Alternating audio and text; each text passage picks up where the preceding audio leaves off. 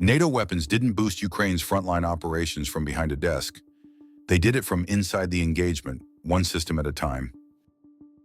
Saturday, 3:52 a.m., Zaporizhzhia Oblast. A Ukrainian anti-tank team in a camouflage firing position, 2,340 meters from the nearest Russian vehicle position, launched a Javelin missile at a T-72B3 that had been stationary for 11 minutes at a hull-down position the ISR picture had been tracking since the previous afternoon. The Javelin's command launch unit locked the target's thermal signature, and the missile left the launch tube in soft launch mode. Low exhaust signature, minimal sound at the firing position, the motor not igniting to full thrust until the missile was 2 meters from the team. The team relocated immediately. Standard Javelin employment: fire and move before the missile reaches the target, before the target's thermal explosion signature illuminates the firing direction for Russian observers, before the counter-fire radar can compute a back azimuth on the launch signature. The missile climbed to its attack altitude, turned over, and impacted the T-72B3's roof armor at 3:52:18 a.m., 18 seconds after launch. The roof armor provided no meaningful protection against the tandem charge warheads shaped charge jet, which was designed specifically for the top attack profile and penetrated at a point where the T-72B3's 45mm roof plate sat above the ammunition carousel. The secondary detonation that followed the penetration destroyed the vehicle completely. The anti-tank team was already 140 meters from the firing position before the secondary stopped producing light. The Javelin engagement was the 14th of that operational period for that specific anti-tank company. The company had been operating against Russian armor in the sector for 22 days, rotating teams through firing positions that had been pre-selected and prepared in advance as part of a deliberate anti-armor ambush scheme. The scheme: specific positions, specific engagement corridors, specific withdrawal routes from each position, had been designed by the company commander using a planning methodology he had absorbed during a 2-week intensive course run by British Army instructors at a facility in Germany. The British instructors had brought the infantry anti-armor tactics that the British Army had developed specifically for the problem of defeating Soviet-era and Russian armor using Western fire-and-forget systems. The methodology was not generic. It was specific to the Javelin's engagement profiles, the T-72's vulnerability patterns, and the counterfire threat environment the teams were operating in. 14 kills in 22 days with 0 team casualties was the result. Not luck. A method applied with discipline and equipment capable of executing it. The company's Javelin inventory had arrived in the 13th month of the large-scale invasion as part of a coordinated delivery package from the United States and United Kingdom. The initial delivery had been 42 missiles and 8 command launch units. The follow-on deliveries, timed to the consumption rate that the company's operational tempo was producing, had maintained a minimum of 18 missiles in the company's supply point throughout the operating period. The supply chain that maintained that minimum ran from American production facilities in Troy, Alabama, through European logistics hubs in Poland and Romania, across border crossings managed by a coordination staff that operated continuous 12-hour shifts, into Ukrainian military supply channels that had been partially restructured to NATO logistics standards over the preceding 18 months. The restructuring had been the less visible half of the NATO weapons delivery, not the missiles themselves, which were photographed on pallets and press releases, but the supply chain architecture that ensured the missiles reached the company before the company ran out of them in the middle of an operational period. The architecture worked. The company did not run out. 14 kills. Subscribe to my channel and hit the bell. Every weapon system in this frontline picture, every operational role, every tactical capability, broken down completely. This is what the channel is here for. The Stugnapi anti-tank missiles that supplemented the Javelin in sectors where the Javelin's range was limited by terrain were a different kind of NATO support story. The Stugnapi was a Ukrainian-developed laser beam-riding ATGM system whose production had been supported through a combination of component supply from NATO partner nations and direct financial assistance that had maintained and expanded the production lines when wartime consumption threatened to outpace domestic manufacturing capacity. The system was not a Western weapon delivered from a Western country. It was a Ukrainian weapon whose continued production was enabled by the Western support relationship. The distinction mattered operationally because the Stugna-P's operating range, 100 meters to 5,500 meters, complemented the Javelin in specific ways. The operator-guided flight path allowed engagement corrections up to impact, which the Javelin's fire and forget guidance didn't provide, and the system's lower unit cost relative to the Javelin allowed it to be used against target categories that the cost per shot calculation made the Javelin uneconomical for. What's your call? Type A if the Javelin's fire and forget capability in top attack mode was the more strategically valuable NATO anti-tank contribution. Type B if the Stugna-P production support, sustaining a Ukrainian-developed system at wartime consumption rates, represented a higher leverage form of support. Drop your answer below. The HIMARS battery operating in the core sector had fired 11 GMLRS rockets in the 18 hours preceding the Javelin engagement. Each had impacted within 5 meters of its designated aim point. The 11 rockets had struck 9 separate targets. One target required 2 rockets after the battle damage assessment imagery indicated the first had not produced the required damage level, across a range band of 41 to 67 kilometers from the firing position. The targets included 3 Russian command posts, 2 ammunition resupply vehicles caught on a route at a bridge crossing, 3 logistics vehicles at a staging area, and a Russian engineering headquarters that had been coordinating obstacle construction along a sector of the front that a Ukrainian brigade was planning to attack in 4 days. The engineering headquarters was the highest priority target and had received 2 rockets. The first impacted the headquarters vehicle directly.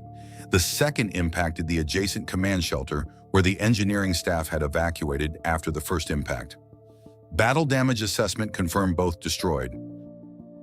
The 41-kilometer minimum range target had been the ammunition resupply vehicles at the bridge crossing. The intelligence that had fixed them at that location had come from a combination of signals intelligence indicating an ammunition resupply movement in the sector and a UAV observation that had tracked the vehicles from their staging area to the bridge crossing.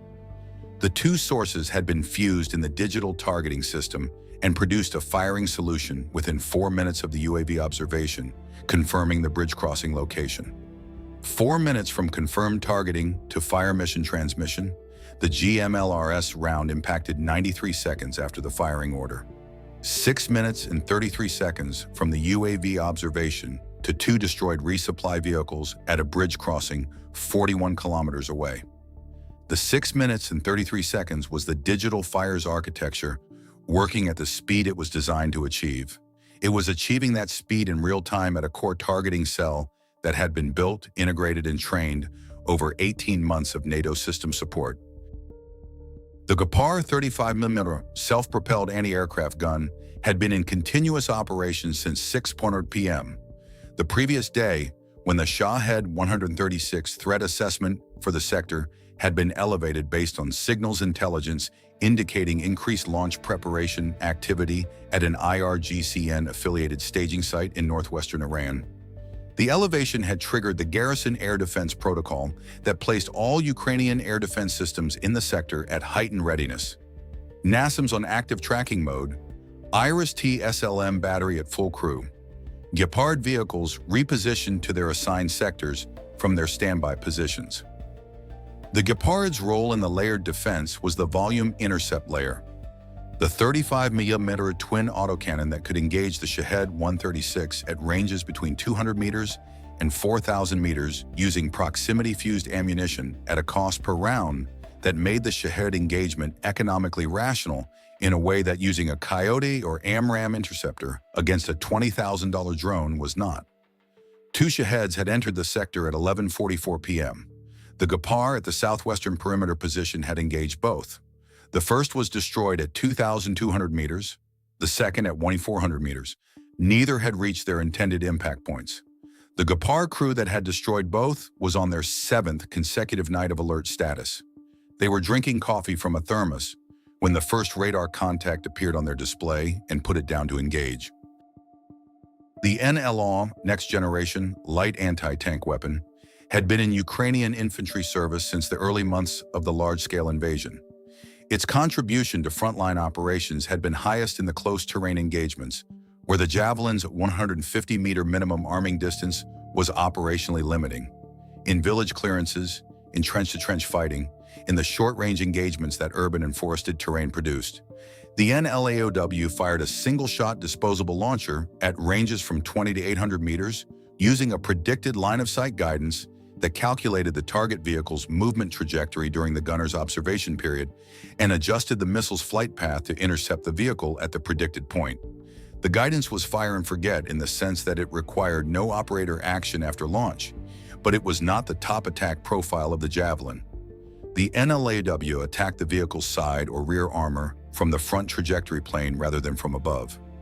Against T-72B3 and T-80 BVM side and rear armor, which was significantly thinner than frontal armor and lacked the full ERA coverage that frontal aspects carried, the NLAW's tandem warhead was effective at the ranges where its guidance geometry worked. Ukrainian infantry units had received over 10,000 NLAWs across successive delivery tranches and had used them to make close terrain engagements against Russian armor tactically survivable in situations where heavier anti-armor systems weren't available. The PZH-2000 battery in the Divisional Artillery Group had contributed to the frontline operations in a role that was distinct from both the HIMARS long-range precision fires and the direct fire of the anti-tank systems. Its role was responsive fires. The missions that arrived from forward company positions with short time on target requirements because the target was moving or because the company was in contact and the suppression had to arrive before the situation changed. The PZH-2000's 30-second shoot and scoot capability was the operational characteristic that made it suited for responsive fires in a counter-battery threat environment. A self-propelled howitzer that could fire a mission and be moving in 30 seconds was a howitzer that could fire responsive missions close to the forward line without accepting the counter-battery risk that a longer displacement time would have imposed. The 30-second capability was not free. It required the auto-loading system to function reliably, the navigation system to maintain accurate position data for fire mission processing, and the crew to execute a gun drill that had been trained to standards that had been set at the NATO training facility and maintained through the brigade's own continuing training program. All three requirements had been maintained. The battery had fired 214 missions in the current operational period without a counter-battery loss. The shoot and scoot cycle had been executed correctly each time. The M777 155mm towed howitzer operating in an adjacent sector represented the earlier generation of Western Fire's capability, the system that had arrived before the PZH-2000 and that continued to serve where mobility requirements didn't demand self-propelled displacement speed. The M777's contribution was sustained fires during periods when the target set didn't require post-shot mobility. Its limitation was displacement time, 12 to 15 minutes for a trained crew to move from firing position to travel configuration. In the counter-battery environment of the contact line, that window was a survivability risk managed through covered routes, concealed positions, and firing arcs that minimize missions per position before displacement. 14 months of operational experience had built the institutional knowledge for that terrain selection. The knowledge was itself a form of learning that no training course could substitute for. The AN/TPQ-36 firefinder radar operated by the counter-battery element had been providing the firing position data that made every Russian artillery engagement a two-sided event rather than a one-sided one.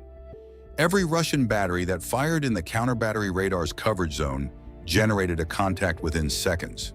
The contact went to the digital fire system. The digital fire system cued the counter-battery mission against the appropriate artillery element. The mission fired. In the operating period, the counter-battery radar had processed 47 Russian firing incidents and generated 41 counter-battery fire missions. 6 incidents had not produced counter-battery missions. 3 because the Russian battery had fired from a position whose back-azimuth track led to a no-strike zone near a civilian structure. 2 because the counter-battery mission would have required crossing the fire coordination line and the coordination delay exceeded the window available. And 1 because the battery that would have been allocated the mission was in the middle of a different fire mission and the overlap would have exceeded safe firing rates. 41 missions from 47 incidents. The 6 that hadn't been actioned were the operational friction that every real-world fire system produced and that every planning staff accounted for, with schedule margin and alternate allocation procedures. What would you do as the Russian artillery brigade commander, whose battery has taken counter-battery fire within 60 seconds of its last round on 3 separate missions in the past 48 hours? Comment your response and tactical adaptation below. The Stinger MANPADS shoulder-fired air defense missiles carried at the company level by Ukrainian infantry units had changed the operational calculus for Russian helicopters operating in close support of ground operations in the sectors where NASAMS and IRIS-T-SLM coverage was thin. Ka-52 Alligator attack helicopters that had been operating at low altitude to deliver Viker anti-tank missiles against Ukrainian positions in the conflict's earlier period had adjusted their operating altitude and standoff distance after the first MANPADS engagements in their sectors. Not because MANPADS had destroyed large numbers of helicopters, but because MANPADS had made the low-altitude close support profiles that delivered the highest accuracy suddenly survivable only if the helicopter could avoid the infantry anti-air coverage that was now present at company level across the front. The Ka-52 crews that shifted to pop-up attacks from low-altitude masking, rising briefly above masking terrain to acquire and engage, then returning to low altitude before the infantry MANPADS team could complete an engagement, were flying a profile that reduced their own weapon delivery accuracy and increased their exposure time against all systems simultaneously. The MANPADS presence had degraded the helicopter support's effectiveness by forcing the degraded employment profile without requiring MANPADS to actually engage the helicopters on most sorties. The Carl Gustaf 84mm recoilless rifle system, delivered by Sweden and multiple NATO partners, provided direct-fire anti-armor capability in the 300-800-meter range band between RPG systems and crew-served ATGMs. Against Russian IFVs and APCs, the majority of mechanized infantry close combat targets, it provided reliable penetration at the ranges where Ukrainian infantry engaged Russian vehicle-borne forces in contested sectors. Its reusable multi-shot design was more sustainable than single-shot disposable systems at the same cost tier. Swedish instructors at a NATO training facility had emphasized its versatility, anti-armor, anti-personnel, illumination, and smoke rounds from the same platform, as the characteristic that made it most valuable in clearance operations where threat types changed between positions. The operational picture that all these weapons systems composed together was the front line that NATO weapons had boosted, not boosted as a single dramatic capability injection that transformed the battle in a week. Boosted through the accumulated effect of each system addressing a specific gap in Ukrainian capability that had been identified, matched to a delivery, trained to proficiency, and sustained through the resupply chain that kept the systems operational beyond their initial ammunition loads. The Javelin team that fired its 14th kill at 3:52 a.m. was operating inside that accumulated effect. The HIMARS cell that had processed 11 missions in 18 hours was operating inside it. The Gepard crew that had put down their coffee and destroyed 2 Shaheds and picked their coffee back up was operating inside it. Each one of them was a specific story about a specific weapon doing a specific job. Together, they were the frontline boost that the headline described. Separately, each one was a Ukrainian soldier or crew trained on a Western weapon by a Western instructor, using a technique refined through partnership against a target identified through an ISR architecture built from the same partnership. The boost was not the weapon. The boost was the whole system the weapon operated inside. Don't miss the breakdown of how the frontline weapon mix is evolving as the conflict develops and which systems are generating the highest operational effect per delivery cost. Subscribe to my channel and hit that bell. The 14 Javelin kills in 22 days with 0 team casualties were not primarily a story about the Javelin's technical specifications. The story that isn't in the specifications is the company commander who took a 2-week British anti-armor tactics course and built a 22-day ambush scheme from the methodology he absorbed in it. The pre-selected positions, the engagement corridors, the withdrawal routes, the rotation schedule that kept crews rested enough to execute the fire and move sequence correctly at 3 in the morning. Those were the products of the course translated into a specific plan for a specific sector against specific Russian armor the ISR architecture had mapped. The weapon was the means. The plan was the method. The training built the plan. The ISR made the plan specific. The supply chain kept the means present long enough for the method to achieve 14 applications. All of it together was NATO weapons boosting frontline operations. The 14 burning T-72s in 22 days were the evidence. The team in a covered position, 140 meters from where they had been standing 18 seconds earlier, was the operational goal achieved. Was the boost that NATO weapons provided to Ukraine's frontline operations primarily in the specific technical capabilities the weapons delivered, or in the broader operational system of training, ISR, supply chain, and doctrine that the weapons required and that NATO built to make them effective? Type W for weapon capabilities drove the boost. Type S for the system built around the weapons was the real contribution. Make your case below. Weapons on a pallet are hardware. Weapons employed by a trained crew from a pre-planned position against an ISR-confirmed target, supported by a counter-battery radar that silences the response, sustained by a supply chain that ensures the next missile arrives before the last one is fired. Those weapons are a frontline capability. The gap between the pallet and the capability was 2 years of NATO partner work. The frontline operations that work produced were the result. 14 Javelin kills was one data point in the result. 11 HIMARS missions in 18 hours was another. 2 Shahed drones destroyed by a crew on their 7th consecutive night of alert was another.